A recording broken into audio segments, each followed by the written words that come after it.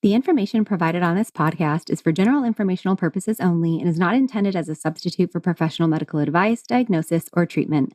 Always seek the advice of your qualified healthcare provider with any questions you may have. Never disregard professional medical advice or delay in seeking it because of something you have heard on this podcast. Reliance on any information provided here is solely at your own risk.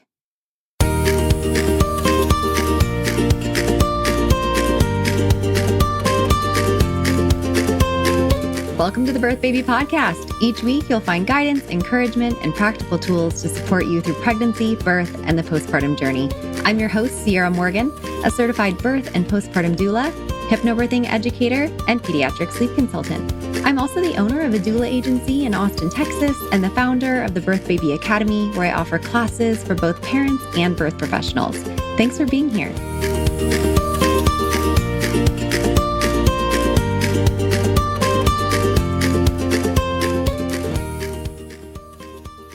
Hello, everyone. Today I have Elaine Nguyen with me. You might recognize her. She has been a guest in the past, so I will link in the show notes if you want to go back and listen to her other story with me. But she is a mother of three, one in heaven and two here with her. And she is also the founder of Ever Mother Foundation, which is previously known as ATX Lost Mama. So that's how you might hear it referred to on the past episode. So we are going to talk about something today that's kind of a follow-up to her past story, which is pregnancy after loss and navigating that journey. So thank you for being here with me today, Elaine. Thank you for having me, Ciarra. I really appreciate it. And I'm excited to kind of do this sequel and a follow-up to what life after loss looks like and pregnancy after loss. Yeah, it kind of feels like we're coming full circle today. It's really neat to be able to have this follow-up together because you did recently, how old is she now? She's one. Okay. Yeah. So pretty recently had a baby. And I know that there can be a lot of complicated emotions that come with adding another baby after you have had a loss. So what emotions came up when you thought about getting pregnant again, when you started thinking about, okay, we want to try again?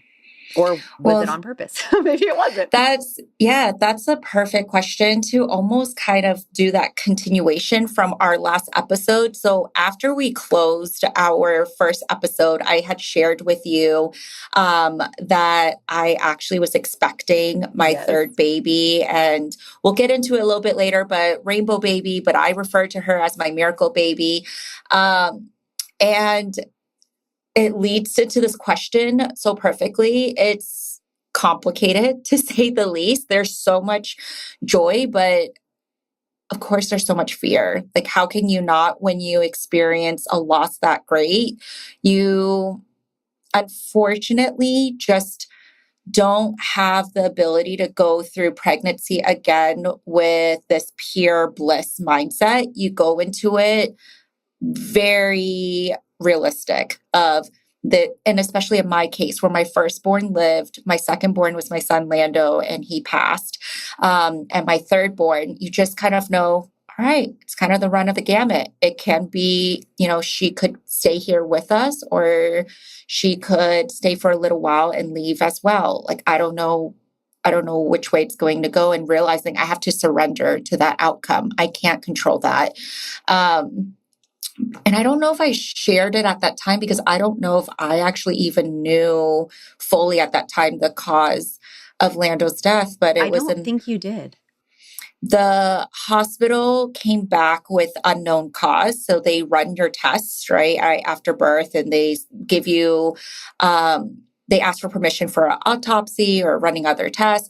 I declined the autopsy, but they said they should have enough information. Turns out about 60-70% of the time it will be unknown cause. But then I went on, and I think this is particularly helpful for your viewers who may have not had an answer, is I found Dr. Kleiman from Yale Research. He's devoted his whole career to studying placentas and stillbirths. And so I submitted all my medical records to his team at Yale, and it came back. They were able to look at patterns of the placenta and looked at the cells, and they were able to determine a lot of things. And it turned out that it was a cord accident. It was a compressed cord, and there's a lot of different hypotheses, but the one that is most likely is that Lando probably accidentally positioned himself in a way where he squeezed the cord a little bit too long, and it cut off air supply, food. And so that was particularly important for me going into my third pregnancy. I didn't know that when I was pregnant. I probably found out maybe a couple weeks after I was pregnant with my third, but it helped to rule out, was it a genetic concern? Are there things I need to be monitoring this time around? But in that circumstance, in that scenario, and that was something I also had to process, it was, as they put it, getting struck by lightning, and that it really shouldn't have happened. Baby was being baby, and it was a fluke. And so going into this third pregnancy, yeah, there's a lot of fears of just who knew? Like I had no idea that babies can get tangled in their cords, they can compress their own cord. And because I'm also the founder of Ever Mother, and I meet so many other women who have experienced loss, you start to hear a lot of different stories, none that I would have known existed, of how a loss can occur, that you really do walk into your next pregnancies losing your innocence, I think, and the purity and bliss of pregnancy. So while there's this wave of gratitude because I was experiencing life inside of me again, there was this deep grief and deep mourning of not just the fear itself, but just feeling like I can't enjoy this pregnancy. I can't force it as much as I want to. My body just could not. It went into protection mode of, let's just preserve, and one foot in front of the other. And yeah. So it sounds like there were just so many things going on with what you were experiencing. And it's like so multifaceted. I love that you were able to get that information. So many people go for so long and they never get to know. I know that cord accidents are one of the biggest causes of stillbirth. But almost maybe it makes it more like, well, great, it's an accident. And so how do we can't prevent this type of accident, you know? So, great to know, but also like still nothing that I can really do about it. And you lost Lando at a very late gestation. Will you share how many weeks you were? He was 35 going on 36. So he was right at 35. And when I birthed him, he was at that 36-week mark. And that's pretty significant in my story because I went on to have my miracle baby. And when I found out I was pregnant, I called my OB, made the appointment as anyone would to do the confirmation of pregnancy, and they mapped it out. And the nurse was like, hold on, wait a second. And she said, do you realize like your babies overlap completely? Lando's due date was May 30th, 2024. And Cian, now my miracle baby, hers was May 30th, 2025. And I was just like, is that incredible? I mean, chills. And I hear a lot of moms experiencing very similar coincidence and overlap on dates and the significance of it. And, I went on to have Cian at 36 weeks. And so again, my heart really being on this side now and walking back and imagining anyone who's listening to this, who's experiencing pregnancy after loss right now. It is so conflicting because you can just think to yourself, like, how is it possible that I have a living, breathing baby at the same gestation where I held a baby, like an angel in my arms, and I had to bury that baby? And it doesn't make sense. And I don't know if it ever will make sense. Yeah. And one of my questions for you is going to be like, are there any specific milestones or gestational weeks that really felt especially difficult for you? Is the reason that you had CN at 36 weeks because y'all induced because you're like, I don't want to be pregnant past that point? Yes. Okay. So that is a choice that you get to make with your team. I think very early on, it was at first not a choice. They said immediately, you are now classified as a high risk pregnancy because you lost your baby, and especially you lost your baby at a very late term. And so we are going to induce to ensure, that your next baby is safe. As I walked through this third pregnancy and we found out the cause and we're monitoring myself, very similar to the second, right? Very natural, no complications, perfect, healthy, everything that you want. That's when they start to loosen the reins and they say, hey, it's really up to you now at this point. We still will induce if you'd like, but we also can wait a little bit later, kind of gauging what my emotional, that's what this third pregnancy is really about. How do we weigh in the physical aspect with now the mental, emotional, what is healthy for the mom at this point, and how long should the baby be in her stomach before it's a safe thing to induce the baby. And for me personally, I just said, yeah, I want the baby out as soon as you think is healthy. And at first they were like maybe 35 weeks, but then they kind of pushed, and then they're like 36 weeks. And then it was kind of, Sienna's on the cusp of 36, 37 weeks. So she was right in that middle.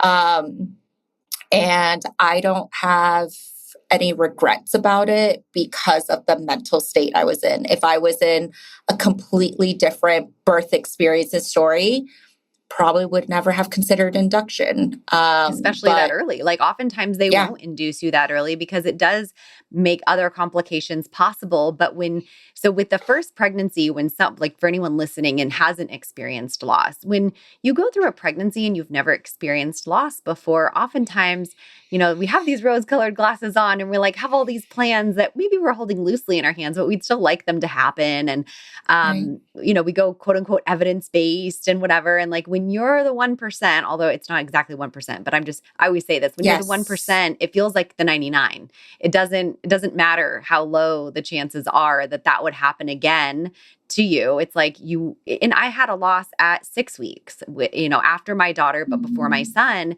And even at just 6 weeks pregnant, that I never even considered that I could lose my daughter. And then with my son, every little thing, every little cramp, every little twinge, every little spotting, every little everything. And my mom even experienced that. She was like, I just can't wait until he's out and we can look at him breathe, because even your family members can experience this, anxiety about pregnancy after that loss. And when you go through that next one, and I've had clients that have had the experience that you had, and once you get to the milestone of when your last baby passed, it's very difficult to go anywhere past that. Even moms that lose at 22 weeks, right? At 22 weeks and on, it's nervous Nelly, nervous Nelly. And it's so beautiful that providers are willing to work with you on yes, I know that maybe physically it's not as safe to have a baby at 35 weeks pregnant or 36 weeks pregnant. We would like them to stay in past 37 weeks. But mom's mental health is seriously waning and they're scared. And we can do things on the outside. So we'll just do those interventions if we need to. How was Cien when she was born? Did she need any assistance? Luckily, no, she didn't need any assistance, but that's one thing I would say. I would not change the story of inducing my baby, but if I would go back, and again, I also know I look back and I have to give myself grace because I lost Lando 4.5 months. I conceived Cien, my miracle baby. And so I was not even at that year mark. I was grieving, still postpartum and then pregnant again. And all these hormones and complications. So I'm walking alongside my grief while trying my best to protect and experience pregnancy after loss, which I will consider it. And I will forever think it's probably the second hardest thing right after loss. It takes a lot of courage to try to conceive again, knowing that you are really at the mercy of whatever kind of happens in your body and what the outcome may be, especially in my case where it really was an accident. And so knowing accidents can happen, 1% can happen. I've been part of the totally fine, 99%. And then now I've also been part of the 1%. So it's really a game of roulette at this point. But I would say if I had any little bit of capacity, or a wise me can go back, or if I do decide to have another child, I will probably educate myself a little bit more on what it means to induce a baby in terms of the baby's development. I didn't even consider that until we induced the baby. And then they had mentioned to me like, oh, I mean, luckily she didn't have any complications where she needed to go in the NICU or anything like that, but kind of prepare yourself, because I had some other moms who have experienced loss who induce, and their babies did go into NICU for a day or two, and they didn't even consider, that was not even a consideration in their Which mind. could be a new trauma that they just didn't even anticipate. Yes, because now your baby is straddling that fence of being a premature baby, and maybe some of the supports that they need are going to be within the NICU unit, or you might need to stay at the hospital a little bit longer, or whatever it is.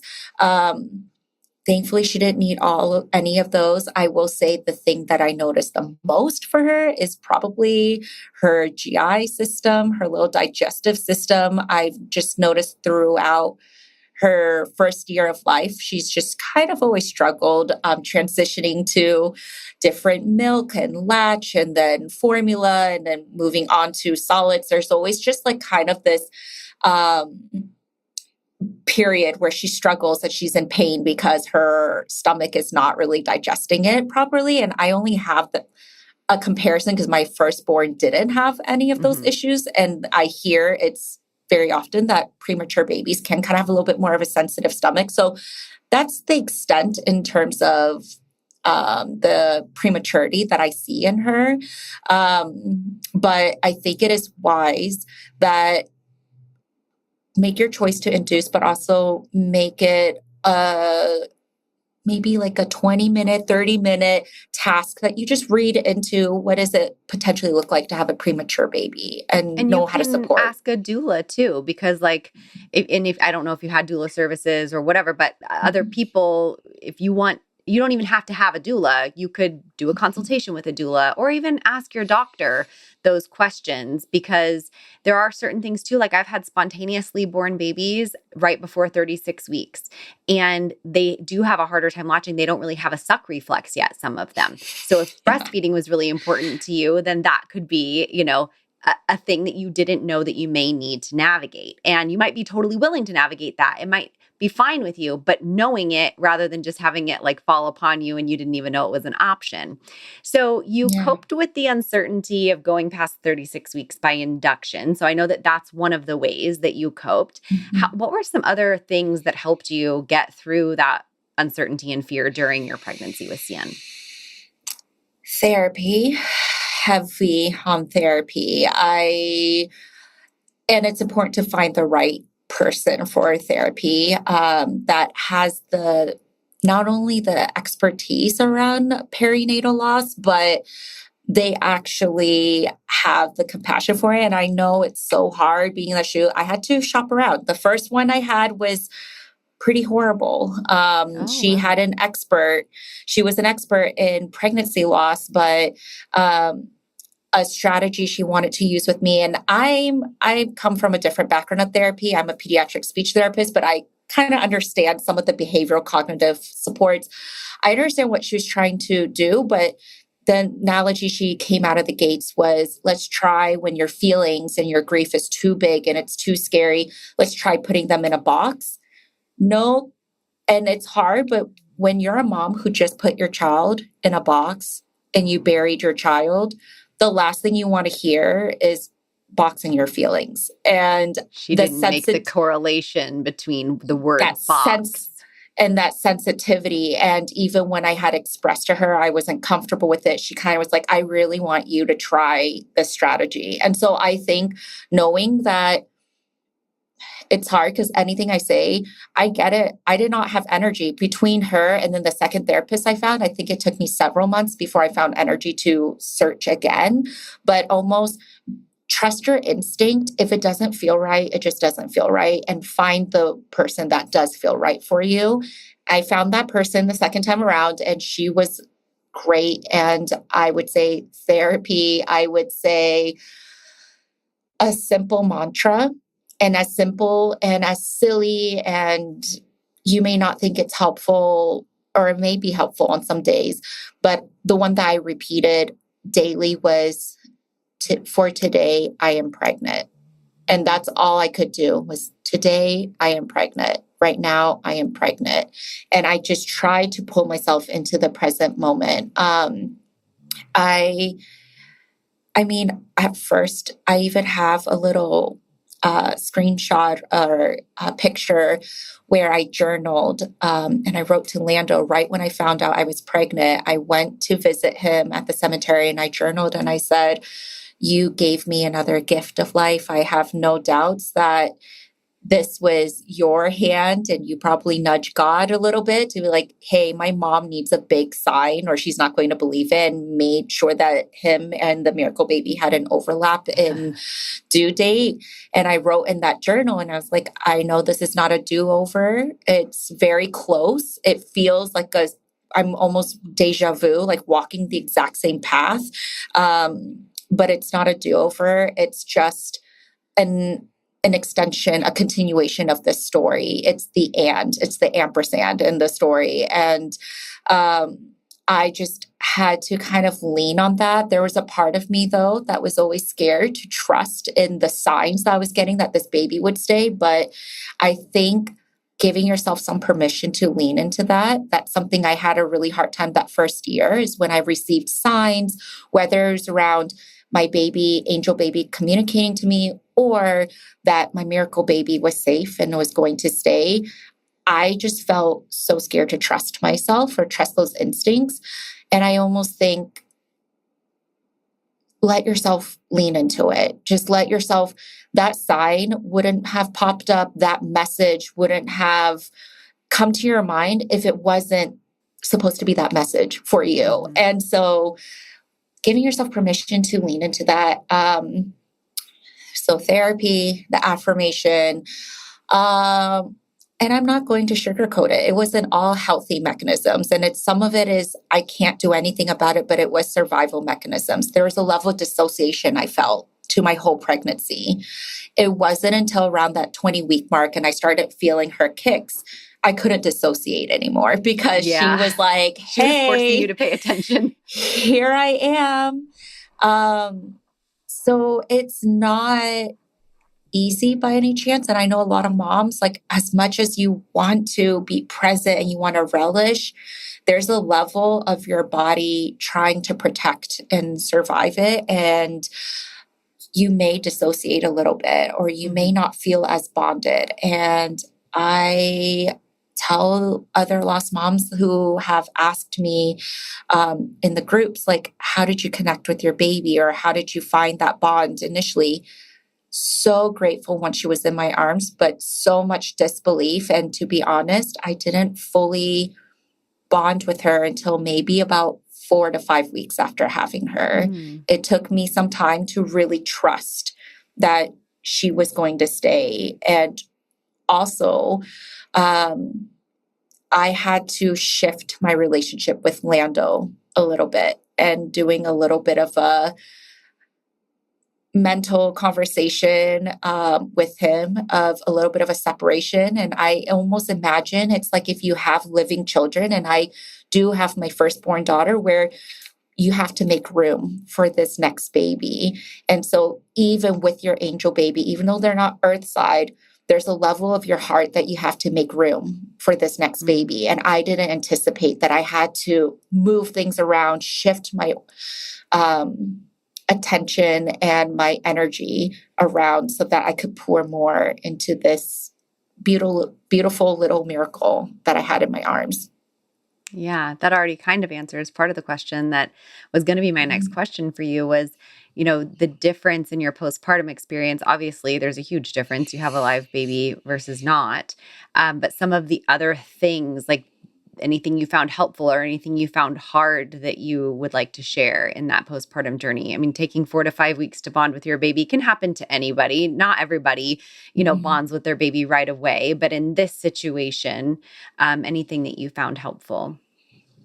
Yeah, I want to normalize that a little bit for moms who have lost, because I almost feel like there's this level of shame that you feel because you're like, well, now I have this living baby, and like, am I an awful mother? Like, I'm not connecting right away, or I'm not feeling this, these natural instincts to care. And a lot of it is no one tells you this, and not everyone feels this way. I've had mothers, my friends who have lost, and they have bonded immediately. But for me, I was a little bit triggered when she was sleeping because she looked exactly like my son when he was born and he was sleeping. And so it took a little bit. And I remember talking to my therapist, and she said, or she asked me, when do you think she wouldn't trigger you as much? And I said, probably when she's bigger and doesn't look like a little infant, because right now when she's sleeping, her features look exactly like Lando, and it's exactly how I birthed him. And it pulls me back, like those movies that you see where you get a flashback. That's exactly what happened to me in those nights. And those moments, I actually had to hug her, give her a quick kiss, and I had to set her down because that's how much it was triggering me. And I felt like I couldn't just continue that moment with her. And I had to really work through some of those triggers and trauma that I don't know I would have been able to do any other way. Something that I think people don't talk about, and I think in my experience, it was so completely obvious that it's profound and I want to share, is we hear a lot about generational trauma and passing trauma on. And I feel like, I think moms kind of quietly wonder this, lost moms, of like, I'm so sad, I'm grieving so much. Is this going to affect my baby in my womb? And how am I going to cope with that? And I felt that when I was carrying Sia, and like, man, she's heard me cry and sob more in my lifetime than anyone has ever heard. Like, how is she going to be okay? Like, is she going to be okay? I don't know. And there's a level of guilt you feel from that you can't give this happy container and experience when they're in your womb, and you hear about epigenetics and like all these trauma things. And for me personally, I witnessed a moment where I think some of my conditions shaped her as she came out. So for the first 4 to 6 weeks, and this is kind of maps exactly why like it took me that long to bond with her, but every day, 4 a.m., she'd wake up crying, wailing, just inconsolable. What some may think it's like kind of like witching hour, but I was kind of like, this is a weird time to have a witching hour. And I tried everything. I'd swaddle her, I feed her, I nurse her, I change her, I sing songs. Nothing soothed her. And when I looked at her, it almost looked like she was fighting. Like she was wailing and screaming, kind of like just fighting. And fussing. And I was like, okay, you're definitely a fierce baby. Like you're feisty, and that's okay, but you're definitely fighting. Then it wasn't until after 4 weeks, and it was enough that I was I have modern pediatrics. So I'm like messaging my pediatrician, like, I'm noticing these things, and it's consistent. I'm noticing it's every day at 4 a.m. No one had an idea. We kind of all just guessed, like, potentially from all of her laying down through the night and maybe like the gas bubbles or something from the food residual that's making her uncomfortable. But then it finally clicked after 1 month of her being here. It hit me that when she was in my womb, every single day at 4 a.m., I woke up and I was crying.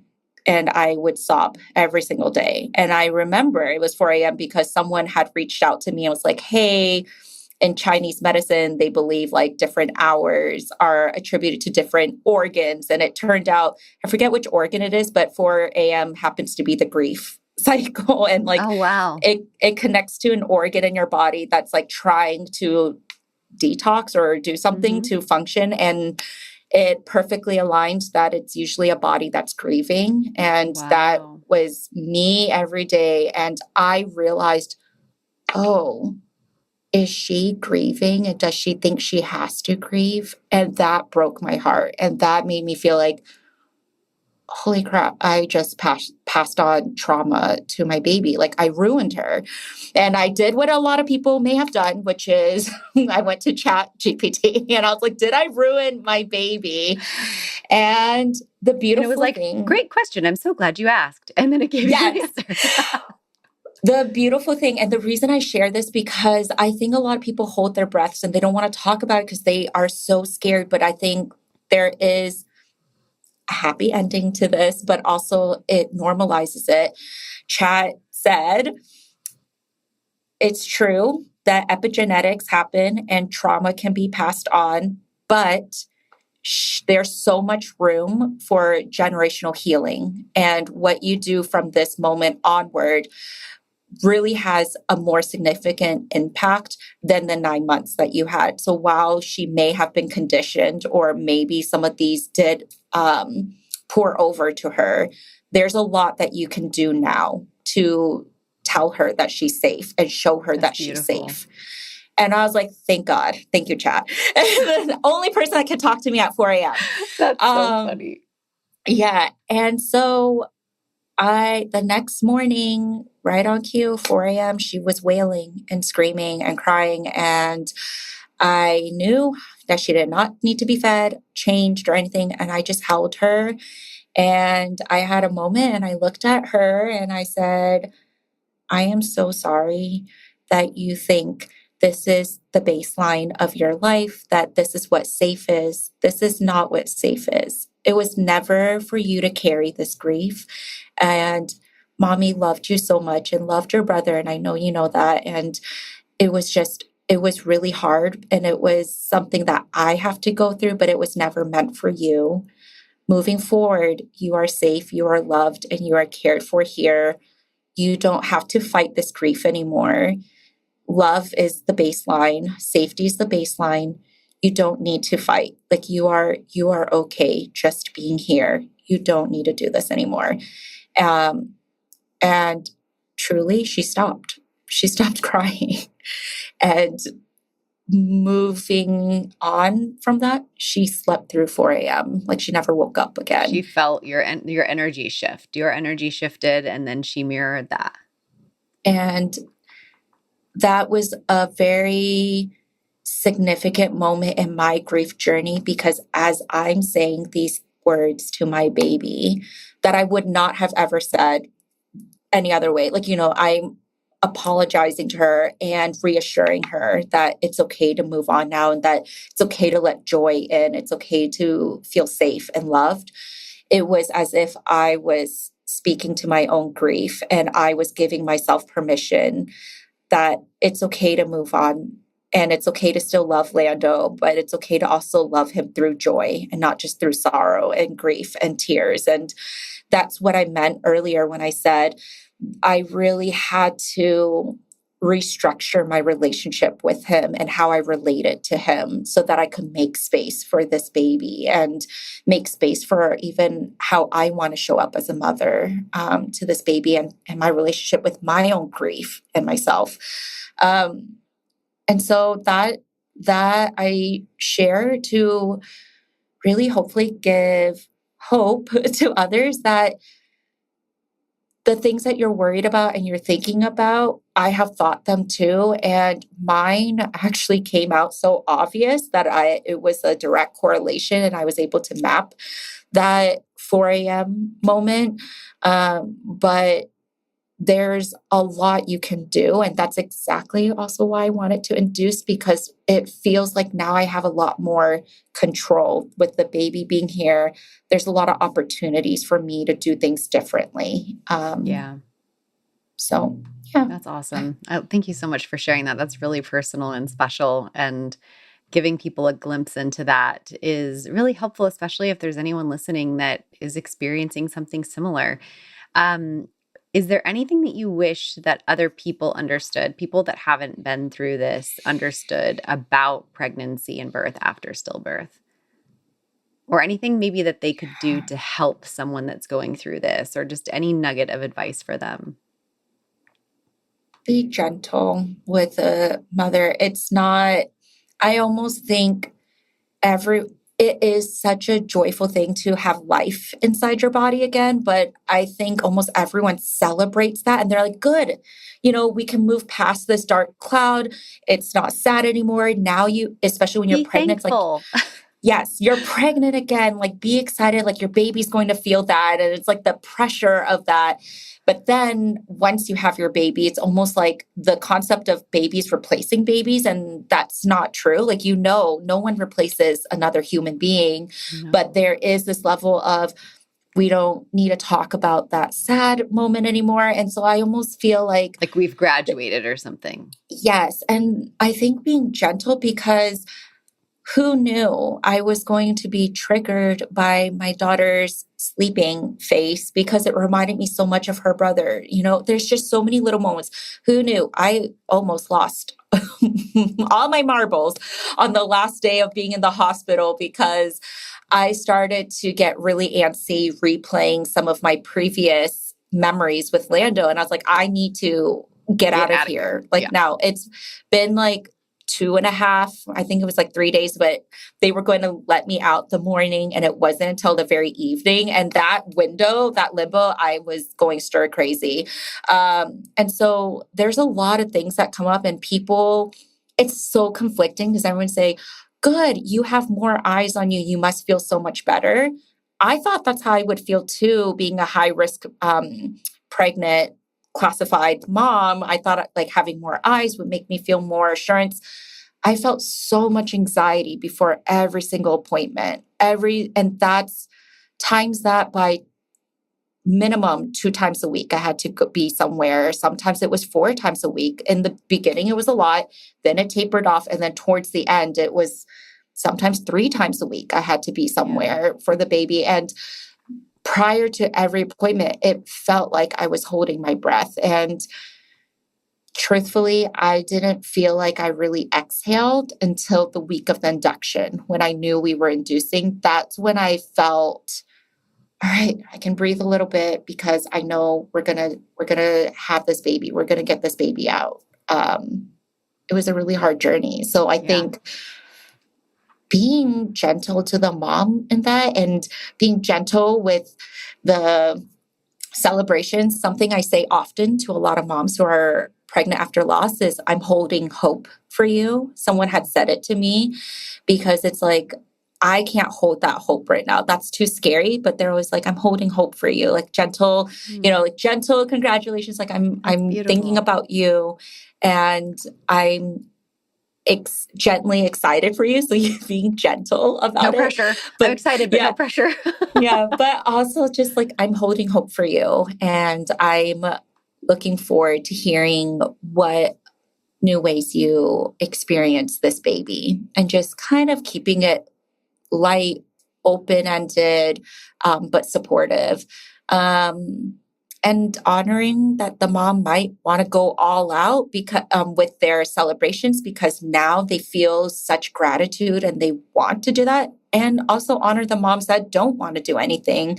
I didn't want to do anything. I didn't really do a birth announcement. I honestly wasn't hiding that I was pregnant and I wasn't scared to let others know, but I just felt this instinct to protect and to go inward. And it was funny because I'd forget that I didn't share and I'd run into people in the community and they've seen me like on my social medias, but they only see like my face. So then I'm like 7 months pregnant. They're like, you, and I'm like, yeah, oh, I'm so sorry. Yes, I'm pregnant. Like, yeah, that happened. And you told me really early. Yeah, I told you early. Yeah. And we did it after that podcast episode and privately. And I was like, oh my goodness, like it was such great news after this really hard episode we had did. And I was so stinky. I was holding hope for you. I was so excited. Thank you. And thank you. So this is all really helpful for someone who hasn't gone through it. Now, if somebody's listening and they are navigating a journey like this, do you have a message that you'd like to share with them? Yes. And something right before I give that, the one other thing I would recommend is moms who are pregnant after loss. I think I will try to send it to Ciarra. Maybe you can link in the show notes, but there's an Instagram. They used to have an app and unfortunately I think they got defunded. so they don't have it anymore, but they have an Instagram. It's called Pregnancy After Loss Support. That app, and if there's anything similar to that I can find, I will share with you. But that was so beautiful to have in my journey. It's basically takes the place of, I don't even remember those apps anymore, but basically it follows the gestation of your baby each week. And this one is specifically for moms who have lost. And so every week it would tell you gently, like, hey, your baby is like a size of a blueberry. But then right under it, it's like, you might be experiencing some flashbacks or trauma, or you might be experiencing gender disappointment. And what does that look like when feeling that guilt of gender disappointment after loss? You might be conflicted with converting the nursery for the baby that didn't get to use that. And now for the baby expected. These hard topics that nowhere else you would find. That's huge. That app was so helpful for me. And it gave me affirmations like the one I said, like, today I am pregnant. And it just gave soft acknowledgments like that. So I did not use any of my previous apps because that felt not realistic to what I was experiencing. But they still have their Instagram account. I highly recommend it. They have a bunch of articles linked, and it was so profoundly helpful to normalize, like, all right, I'm not crazy for thinking I'm about to ruin this baby because I'm so sad all the time, or I'm having such a hard time shopping for this baby. I don't want to buy anything. And reading articles and having suggestions on what others did in the community. And so I highly recommend that to other families. Yeah, and I would love to link that in the show notes. If you have a community near you, like us, Evermother, bringing those moms together, I think that's always helpful to lean on each other for that normalization and that support. Now going on to, what was the last thing? What would I want to say? Yeah, any message that you would want to give to someone navigating this journey? Or maybe it's just that advice, what you're saying, kind of connect and make sure. And also, it's funny, you said be gentle for other people. Like also on parents navigating this, be gentle on themselves because we tend to be so hard on ourselves. Yeah. So many expectations on ourselves. And it's funny how as a woman, we experience that. As a mom of living children, we do that to ourselves, but that's no different to a lost mom. It's like, am I grieving enough? Oh my gosh, I'm grieving too much. And then it's like, okay, but now I need to reel it in. Like, I need to be happy. Okay, now I'm too happy. So it's funny that it finds you, these messages can conflict and find you in any life circumstances. And I think that is the beautiful message of what you're saying is like, yeah, being gentle with yourself, giving yourself grace, easier said than done.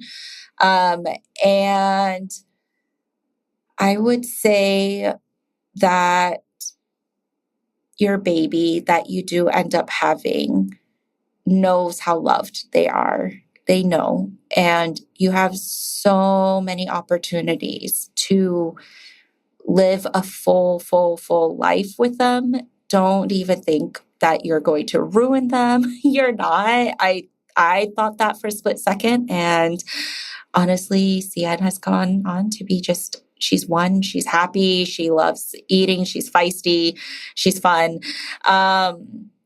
But I'm just so grateful that there's a part of him that I can see in her, but I know that, like, I'm just grateful to have this little miracle on this side now of everything. And I think families going through it, it's hard to imagine what that will look like. And a lot of them ask me, will the grief ever get better? And I will say, having a baby does not replace your previous baby, but it will soften the edges of grief. It has softened my lens on life. Again, it turned some of the lights that turned off in my heart, some of those lights turned back on. And I feel like there's light in my eyes again. And so it will soften some of those parts that you never imagined could soften. And I think that's what that gift is of that miracle baby.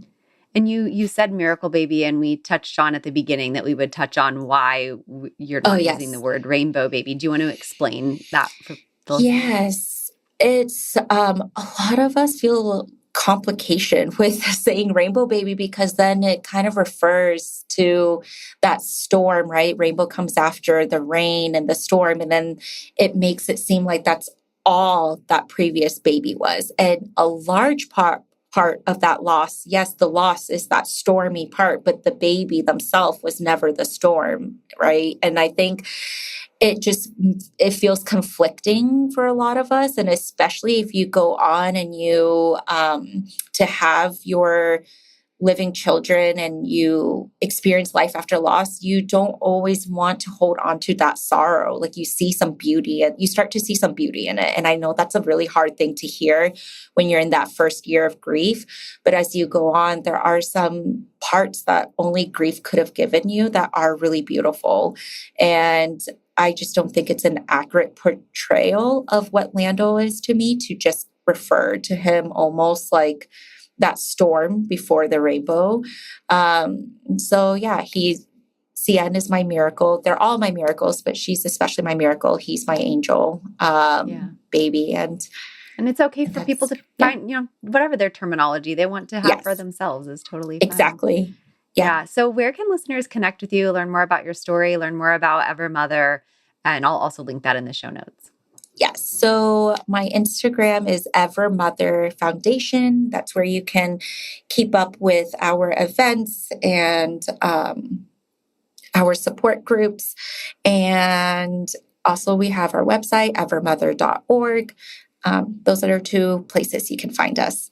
Awesome. Thank you so much for coming back and sharing this story of Cian and her birth after sharing Lando's with us. And by the way, I said at the beginning, but I will link in the show notes to the first episode that we did together. So thank you so much for being here.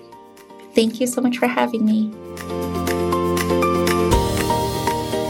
Thanks for listening. If you enjoyed today's episode, please take a moment to follow, rate, and review the podcast. It helps us reach more families who can benefit from this resource. For more resources, classes, and services, head to empoweredbeginningsatx.com or check out the Birth Baby Academy at birthbabyacademy.com. Until next time, wishing you confidence and calm on your journey through birth and beyond.